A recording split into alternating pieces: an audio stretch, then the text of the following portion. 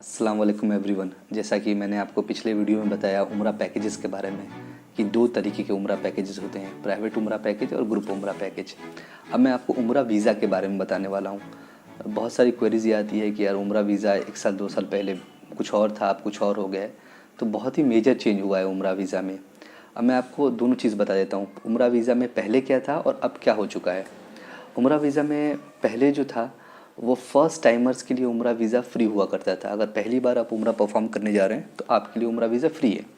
But एक सिर्फ minimum cost लगा करता था जो कि 3 to 4 thousand रुपीज़ होता है। एक टनल चार्जेस आप कह सकते हैं, उसमें आपको उम्रा वीज़ा मिल जाया करता था। और उम्रा वीज़ा में ये था पहले कि आपको डॉक्यूमेंट्स के नाम पे आपको ओरिजिनल पासपोर्ट अपना सबमिट करना पड़ता था एजेंट के पास।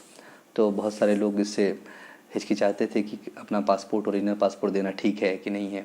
बट उस वक्त ये था कि आपका ओरिजिनल पासपोर्ट सऊदी एम्बेसी जाता था। बट अब उम्रा वीज़ा जो है वो ई वीज़ा हो चुका है। अब आपको अपना ओरिजिनल पासपोर्ट बिल्कुल नहीं देना है।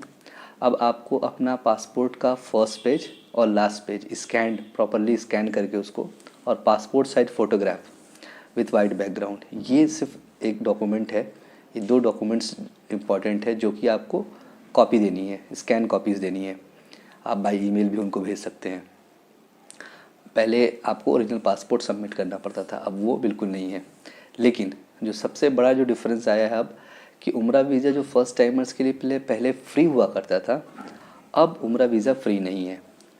जो शुरुआत में जो कॉस्ट उम्रा वीज़ा का था वो करीब सिर्फ उम्रा वीज़ा का कॉस्ट 11,000 रुपीज़ था, जो कि अगर आप और वीज़ा से कंपेयर करें तो बहुत ज़्यादा कॉस्ट था। इंडिया से अगर आप कहीं और ट्रैवल कर रहे हैं तो उस लिहाज से बहुत ज़्यादा उम्रा वीज़ा का कॉस्ट हो चुका है अब। बट उसके बाद एक और चीज़ आया, वो उम्रा वीज़ा प्लस मेडिकल इंश्योरेंस। यानी अब आपको उम्रा वीज़ा करा रहे हैं आप कहीं से भी, तो आपको मेडिकल इंश्योरेंस भी लेना होगा, वो कंपलसरी हो गया। तो अगर उम्रा वीज़ा और मेडिकल इंश्योरेंस को हम मिला दें तो करीब 14 to 60,000 का आपको उम्रा वीज़ा मिलता है।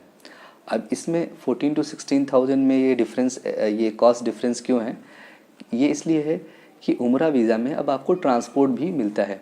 किसी में वन वे ट्रांसपोर्ट होता है, सिर्फ आपको सिर्फ एक जद्दा से मक्का का ट्रांसफ़र मिलता है। किसी किसी में आपको राउंड ट्रांसफ़र भी मिलता है, जिसमें आप मक्का से मदीना भी जा सकते हैं। तो ये ट्रांसपोर्ट इंक्लूड की वजह से कॉस्ट ऊपर नीचे होता है। बट उम्रा वीज़ा का कॉस्ट बहुत ज़्यादा हो चुका है पहले के कंपैरेटिवली। लेकिन पहले एक और नियम ये था कि अगर आपने इस साल उम्रा वीज़ा लगा लिया अपना और उम्रा परफॉर्म कर लिया, और आप 2 साल के अंदर ही दोबारा उम्रा परफॉर्म करने जा रहे हैं, तो आपको एक पेनल्टी देना पड़ता था, वो 2,000 रियाल का था। बट अब जो है, अब जब उम्रा वीज़ा का खुद एक कॉस्ट हो गया है, तो उम्रा वीज़ा अब आप कितनी बार भी लगवाएं, 1 साल में आप चाहे 2 बार चले जाएं उम्रा परफॉर्म करने, चाहे 3 बार चले जाएं, कोई फ़र्क नहीं पड़ता। पहले उम्रा वीज़ा में आप सिर्फ मक्का स्टेट में ही ट्रैवल कर सकते थे, जद्दा, मक्का और मदीना, और कहीं आप नहीं जा सकते थे। बट अब उम्रा वीज़ा एक तरह का टूरिस्ट वीज़ा हो चुका है। अब आप सऊदी अरेबिया में कहीं भी ट्रैवल कर सकते हैं। फ़र्ज़ करिए आपको कहीं जाना है, कहीं भी सऊदी, जो उम्रा वीज़ा का टाइम है, जो प्रोसेसिंग टाइम है, जो कि पहले बहुत ज़्यादा टाइम लगा करता था, करीब आप 5 to 6 वर्किंग डेज़ मान लीजिए। बट अब उम्रा वीज़ा जब से ई वीज़ा हो चुका है, अब बहुत ही आसान हो चुका है। आपको एक दिन के अंदर भी आपको उम्रा वीज़ा मिल सकता है। लेकिन अगर आप एहतियात के तौर पे मैक्सिमम 3 वर्किंग डेज़ मान के चलिए, आपको उम्रा वीज़ा आपको आसानी से मिल जाएगा। तो अब पहले की तरह ये आपको ये सहूलियत अब ज़्यादा अच्छी हो। एलिजिबिलिटी क्राइटेरिया की बात कर रहे हैं कि उम्रा वीज़ा किनका हो सकता है और किनका नहीं हो सकता है।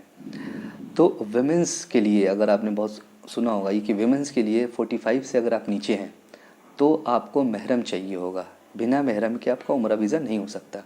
ठीक है, महरम कौन हो सकता है? महरम या तो उनके हस्बैंड या उनके कोई भी ब्लड रिलेशन का, उनके साथ जा सकता है, लेकिन उसकी एज 18+ होनी चाहिए।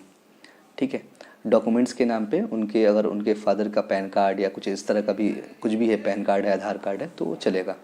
ठीक है, अब कुछ क्वेरीज ऐसे आती हैं जो न्यूली मैरिड कपल हैं और उम्रा परफॉर्म करने जाना चाहते हैं, बट उनके पासपोर्ट में स्पाउस नेम मेंशन नहीं है। कैसे प्रूफ करेंगे वो कि वो उनकी शादी हो चुकी है उनसे? तो उसमें आपका निकाहनामा का जो सर्टिफिकेट है वो काम आएगा। अब ई वीज़ा में खैर निकाहनामा ज़रूरत नहीं पड़ता है। पहले क्या होता था, आपको निकाहनामा एजेंट को देना पड़ता था, बट अब आपको ये कहा जाता है एक सेफ्टी के तौर पे कि आप अपना निकाहनामा लेके ट्रैवल करें साथ में। तो तो उम्रा वीज़ा के यही रूल्स हैं कि उम्रा visa plus medical insurance, but हो सकता है कोविड के बाद कुछ और चेंजेस आए, ठीक है। अभी तो उम्रा बंद चल रहा है। नेक्स्ट वीडियो में आपको बताऊंगा मैं कि कौन सी फ़्लाइट चूज़ करें अगर आप उम्रा परफॉर्म करने जा रहे हैं, और कौन सी बेटर फ़्लाइट होगी आपके लिए। Thank you so much.